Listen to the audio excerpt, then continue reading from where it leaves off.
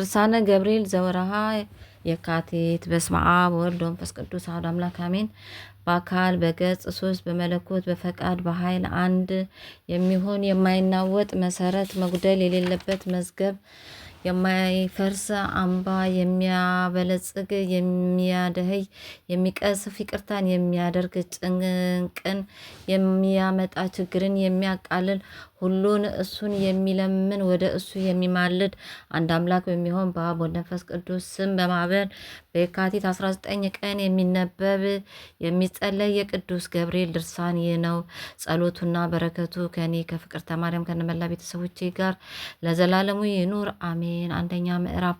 አባታችን አዳም ሕግና ትእዛዝን ተላልፎ ከገነት ከወጣ በኋላ የሰማያውያን ሰራዊት አለቃ ቅዱስ ገብርኤል ከመከራው እንዴት እንዳጽናናውና እንዳረጋጋው በቆጵሮስ ሀገር ጵጵስና የተሾመ አባ ኤጲፋኒዎስ እንዲህ ብሎ ተናገረ። እግዚአብሔር አምላካችን ሰውን በአርአያችንና በምሳሌያችን እንፍጠር ብሎ አራቱን ባህርያት እሳትን፣ ነፋስን፣ ውሃና መሬትን በማስተባበር ሰውን ፈጠረው። ስሙንም አዳም አለው። ከዚያም በኋላ የህይወት እስትንፋስ አሳደረበትና ሰብአዊ ተንቀሳቃሽና አዋቂ ፍጡር አደረገው። አዳምም ከተፈጠረ 40 ቀን በኋላ በላዩ ላይ ያደረገው የህይወት እስትንፋስ ፍጹም እውቀትን ሆነው። ይህም የህይወት እስትንፋስ በእግዚአብሔር አምሳል ለተፈጠረ በአዳም ላይ ብቻ እንጂ ከስጋውያን ወገን በማንም ላይ አላደረገም። ያን ጊዜም የመንፈስ ቅዱስ ብርሃን አልብሶ ተድላ ደስታን ወዳለበት ገነት አገባው። ከዚህ በኋላ ግን እግዚአብሔር በአዳም ላይ እንቅልፍ አሳደረበትና ከጎኑ አንድ አጥንት በመንሳት በአንስታይ ጾታ ሔዋንን ፈጠረ። በአዳም ላይም ያሳደረውን የህይወት እስትንፋስ በእሷም ላይ አሳድሮ የመንፈስ ቅዱስን ብርሃን አለበሳት። ጸጋንና ትንቢትን የተመላ አዳም ከእንቅልፉ በነቃ ጊዜ ሔዋንን ተመለከተና ይህች ስጋ ከስጋዬ የተከፈለች ይችም አጥንት ከአጥንቴ የተወሰደች ናት።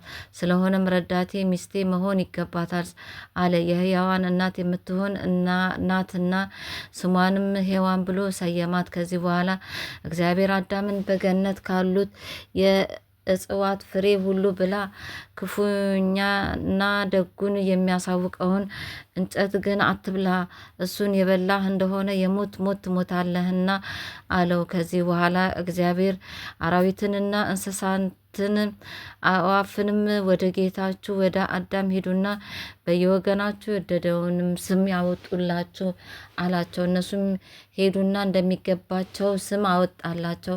እሱ ለስጋውያን ፍጥረት ሁሉ የመጠሪያ ስማቸውን ይሰይምላቸው ዘንድ ከመንፈስ ቅዱስ ስልጣን ተሰጥቶታልና። ስለዚህም ሰይሙና ባርኮ በሰላም ወደ የቤታቸው አሰናበታቸው። ከዚያም ሲመለሱ ዲያብሎስ በመንገድ አገኛቸውና አዳምን ምን አላችሁ አላቸው። እነሱም የሚገባንን ስም ሰይሞ ሰደደን አሉት። እንዲሁም ከኛ አንዱ ተመርጦ ለምግብ ይዘጋጅል ብለው የሞት ሞት እንዳልሞት ከአንዲት እንጨት በስተቀር ፈጣሪ የከለከለኝ ነገር የለምና በማለት እምቢ አሉት። ዲያብሎስም እኔ ከመላእክት ተለይቼ እንደተሰደድኩ እሱም ስደተኛ ይሆን ዘንድ ከዚያች የእንጨት ፍሬ ቀጥፎ ከአፉ ውስጥ ማን በጨመረልኝ እያለ ያወጣ ያወርድ ጀምር። በዚህም ሀሳብ ላይ እንዳለ ከአራዊት ሁሉ እጅግ መልካም የሆነች አርዌ ምድር ወይም እባብ ከእሱ ዘንድ ስለደረሰች ወዴት ትሄጃለሽ ሲል ጠየቃት። እሷም ስም ያወጣልኝ ዘንድ ወደ ጌታዬ ወደ አዳም ዘንድ ነው የሚሄደው አለችም። እሱም አመጣጥሽ መልካም ነው፣ እኔም ስም እንዲያወጣልኝ ከአንቺ ጋር መሄድ ይገባኛል በማለት በእሷ ተሰውሮ ወደ ገነት ሰርጎ ገባ። በገነት ውስጥ መላእክት ለጸሎት በየሰዓቱ ደወል ይደውላሉና በዚያ ጊዜ ማለት በ9 ሰዓት አዳም ለጸሎት ይፋጠን ነበር። የደውሉን ድምፅ በሰሙ ጊዜ አዳምና ሔዋን መልካቸው ልዩ ልዩ የሆኑ አዕዋፍና አራዊት እንዲሁም በገነት ያሉ እጽዋቶችን ሁሉ ስለ ደስታቸው ለእግዚአብሔር ምስጋና ያቀርባሉ። መንፈሳዊያን ናቸውና። ሰይጣንም በልሳነ ከይሴ አዳም ከሁሉ በላይ የምትሆን ንጉሥ ሰላምታ ይገባል በማለት ውዳሴ ከንቱ ቢያቀርብለትም አዳም መልሶ እኔ የበላይ ንጉሥ አይደለሁም፣ ነገር ግን የማይሾሙት የማይሽሩት ሁሉን የሚገዛ አምላክ አለ እንጂ ያለው። ሰይጣንም ከአዳም አንደበት የተነገረው የትህትና ቃል በሰማ ጊዜ ሀሳቡ ስለከሸፈበት ፈጽሞ ተከዘ። መልስም ሊሰጠው አልቻለም። ከዚህም በኋላ አዳም ወደ ጸሎቱ ሄደ። እባብ ወይም ዲያብሎስ ግን ወደ ሔዋን ሄደና የገነት ንግሥት ሆይ ሰላም ላንቺ ይሁን ባላ ጊዜ ላንተም ሰላም ይሁን አለችው። ነገሩም እንደተቀበለችው ባየ ጊዜ የኑሯችሁ ሁኔታ እንዴት ነው አላት። እሷም በሰላምና በደስታ እንኖራለን አለችው። ከገነት ተክል እንዳትበሉ የከለከላችሁ መሆኑን ሰምተናል አላት። እሷ ግን ከአንዲት እንጨት በስተቀር የከለከለን ነገር የለም፣ ይኸውም ነፍጎን ሳይሆን እንዳንሞት ነው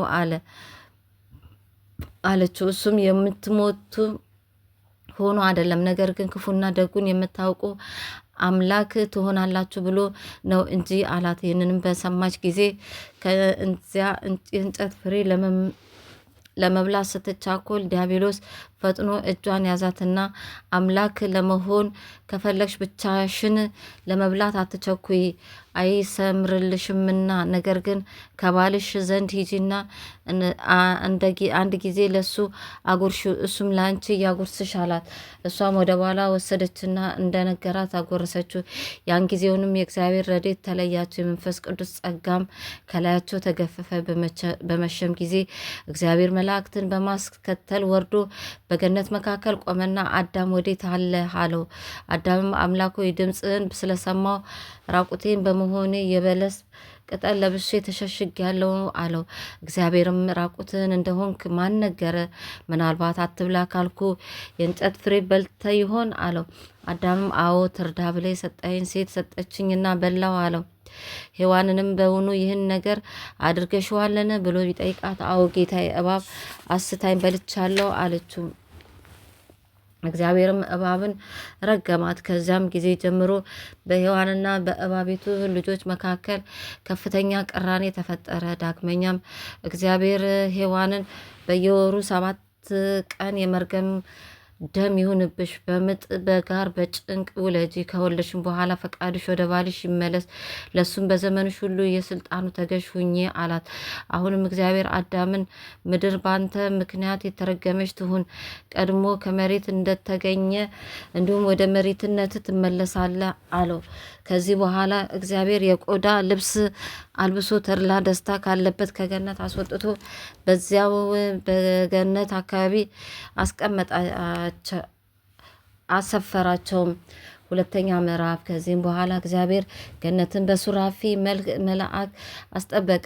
አዳምም ሔዋንን አትቅረቢኝ፣ ይህ ሁሉ መከራና መሰደድ ያገኙኝ ባንቺ የተነሳ ነውና ብሎ ስለ አባረራት በገነት ምስራቃዊ ክፍል በሚገኝ ባህር አጠገብ ሄዳ ተቀመጠች። ያን ጊዜ መልአኩ ቅዱስ ገብርኤል ወርዶ የምታጽናናህንና የምታረጋጋህን ለምን አባረርካት ብሎ ቢጠይቀው አዳምም አጥፊ ናት እንጂ ረዳቴስ አይደለችም፣ ይልቁንስ ዳግመኛ እንዳታሳስተኝ እፈራለሁ ሲል መለሰለት። ቅዱስ ገብርኤል ምን የሌለው ድሃ ምን ያስፈራዋል? አንተ እንደሆንክ ከጌትነት ወደ ባርነት ተለውጠሃል። አሁንም ከሷ በቀር አንዳችም የሚበጅ የለም ባለው ጊዜ አዳምም እንዲህ ከሆነማ ትምጣ እንጂ ምን ለማድረግ እችላለሁ አለ። ቅዱስ ገብርኤልም እንግዲህ በመጀመሪያ ጊዜ ሴት ወደ ባሏ የምትሄድ አይደለችም፣ ወንድ ወደ ሚስቱ ይሄዳል እንጂ ብሎ ስላስረዳው አዳም ተነስቶ ወደ እሷ ሄደ። እሷን ባየችው ጊዜ ወደ እሱ ቀርባ ሰገደችለትና አንገት ለአንገት ተቃቅፎ እየተላቀሱ ስለገጠማቸው ችግር ተወያዩ። በዚህ ጊዜ ሔዋን አዳምን ከቶ ዳግመኛ እግዚአብሔር ይቅር አይለንም ይሆን ብላ ብትጠይቀው እሱም ቃሌን የምትሰሚ ምክሬን የምትቀበይ ከሆነማ ይቅር ይለናል። አሁንም እስከ አንገታችን በሚደርስ ባህር ገብተን ስለ ኃጢአታችን 40 ቀንና 40 ሌሊት እናልቅስ አላት። በዚሁም ተስማምተው ስጋቸው እስኪቆራረጥ ድረስ በታላቅ ንስሐና ጸሎት ከባህሩ ውስጥ ገብተው ቆዩ። 35 ቀንም ሲሆናቸው ዲያብሎስ በመልአክ ከብርሃን ተመስሎ መጣና እነሆ እግዚአብሔር ጸሎታችሁንና ልመናችሁን ሰምቷል፣ ንስሐችሁንም ተቀብሏችኋልና ወደ ቀድሞ ርስታችሁ አገባችሁ ዘንድ ልኮኛል አላቸው። በመጀመሪያ ግን የለሰለሰች የእርሻ ቅብቅቡ ወደ ሆነችው ሔዋን ዘንድ ሄደና እንደምን ትኖራላችሁ አላት። እሷም ቀድሞ በመልካም ኑሮ እንኖር ነበር፣ አሁን ግን በጭልፊት ወይም በጭላት ተወስደናል አለችው። እሱም በማግባባት ለመውጣት ትችላለች ባላት ጊዜ ፈጥና ወጣች። አዳም ግን 40 መዓልት 40 ሌሊት ቀኖናና ንስሐ እገባለሁ ብዬ የገባሁትን ቃል ኪዳን ሳልፈጽም አልወጣም በማለት ተከራከረ። ሰይጣን ግን ከቀድሞ ኃጢአት ከዛሬው እንደሚከፋ እወቅ። ቀድሞ አትብላ ያለህን በልተ ከዚህ መከራ ላይ ወደክ። አሁን ደግሞ ምሕረት ቢያደርግልህ እምቢ ማለት ለሰውነት አታዝንላትምን? እኔ ምን አግዶኝ ወደ ሰማይ ወጥቼ ትእዛዝን አልተቀበለም ብዬ እምቢታህን ለእግዚአብሔር አሳውቅልሃለሁ። ከዚህ በኋላ ግን ይቅርታ እንደማያደርግልህ እወቅ በማለት አስጠነቀቀው፣ አስፈራራው። አዳም ፍራቻ ስላደረበት እሺ ብሎ ከወጣ በኋላ ሁለቱን እየመራ ወስዶ ከገነት በር አደረሳቸውና እኔ ማን ነኝ ታውቁኛላችሁ ብሎ ቢጠይቃቸው እኛ ሳናውቅህም ሲሉ መለሱለት። እሱም በገነት የመኖር መብታችሁን ገፍፌና ነጥቄ የወሰድኩባችሁ እኔ እኮ ነኝ። አሁን ንስሐችሁን ሳትፈጽሙ ሀሳባችሁን ያደናቀፍኩባችሁ እኔ ነኝ።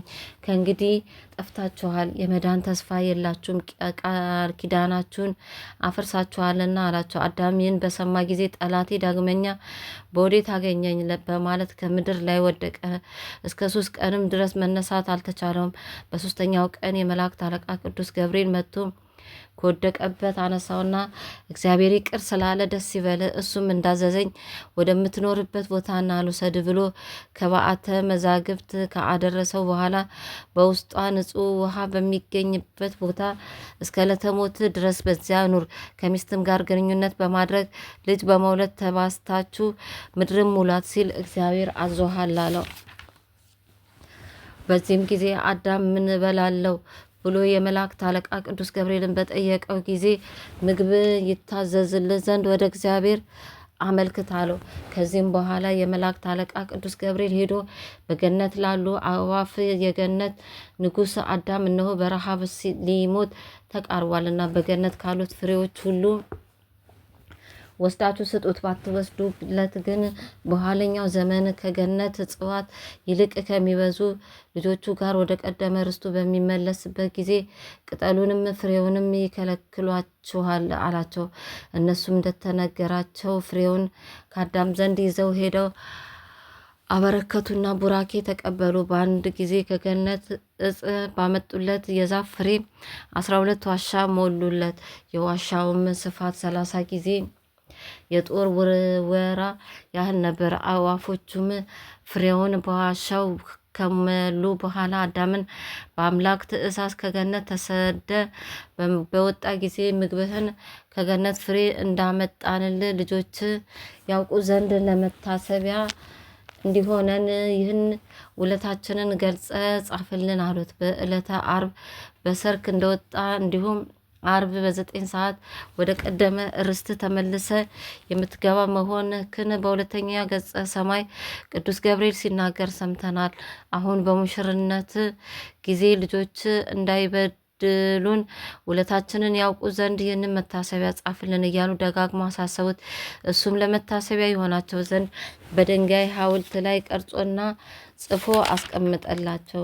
የሙሽራውም ስጋ እየመገበች የጮኛዋን ደም እያጠጣች በመልካም አስተዳደግ ያሳደገቻችሁ እናንተ የቤተ ክርስቲያን ልጆች ሆይ በእኛ ላይ ያለውን ፍቅሩና ርኅራኄው ከታወቀ ዘንድ እኛም ከመላእክት ሁሉ ይልቅ አስበልጠን የይቅርታ መልአክ የሚሆን ይህንን ቅዱስ ገብርኤልን ልናከብረውና ልናፈቅረው ይገባናል አሉ።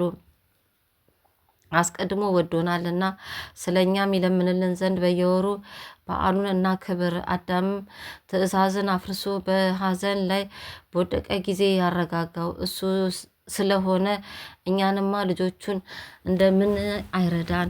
ድህረ ዓለም ጌታ ኢየሱስ ክርስቶስ በመስቀል ላይ በመካከላችን ቆሞ ከአባቱ ከእግዚአብሔር ጋር አስታረቀን። እሱ አምላካችን ነውና እንደኛም ሰው በመሆኑ በመስቀሉ ላይ ባፈሰሰው ደም ሰላምን መስርቶ በሰማይና በምድር ያሉትን አስታረቀ ብሎ ሐዋርያው ቅዱስ ጳውሎስ መሰከረ። በመስቀሉ የፈጸመው ፍቅርና የመሰረተው ሰላም በወዳጁ በእኔ ከነ መላ ቤተሰቦቼ ላይ ይደር ለዘላለም አሜን። ሶስተኛ ምዕራፍ ጸሎቱ በረከቱ ከወዳጁ ከኔ ከነመላ ቤተሰቦቼ ጋር ይሁንና የመላእክት አለቃ ቅዱስ ገብርኤል ያደረገው ተአምሬ ነው። ሰዎች ቤተክርስቲያን ከሰሩ በኋላ ለእያንዳንዱ አንዳንድ ምሰሶ ያለው መሰዊያ ሰሩ።